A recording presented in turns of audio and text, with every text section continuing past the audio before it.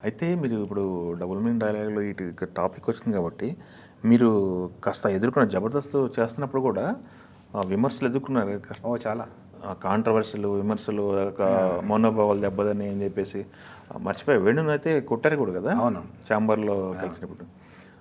అట్లాంటి విషయాల్లో ఎలాంటి జాగ్రత్తలు తీసుకునేవాళ్ళు అప్పుడు స్క్రిప్ట్‌లకి? 'కత్తి మీద సామ్' అనే సామెత ఏదైతే ఉందో హీరో ఫ్యాన్స్ కూడా చాలా అండి. చాలా. నేను మీకు వచ్చినాయా ఎదుర్కొన్నాను. అట్లాంటివి ఆ! ఏమైనా వచ్చినాయి, బెదిరింపులు? వచ్చినాయి. నాకొచ్చింది.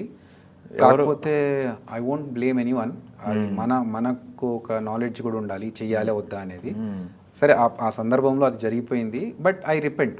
నేను నా వల్ల ఇంకొకరు హర్ట్ అయ్యారు అనే దానికి నేను I will definitely feel bad. కొన్నిసార్లు ఏంటంటే మనకు తెలియకుండా వాళ్ళు ఏదో ఊహించుకొని చేసుకున్న సందర్భాలు కూడా ఉంటాయి. మనం ఏదో తెలియకుండా అసలు సందర్భంలో ఇది కాదు, కానీ దానికి కూడా హర్ట్ అయిన సిచ్యువేషన్స్ వస్తాయి కదా, అవును. అవి కొంచెం ఇగ్నోర్ చేస్తాను.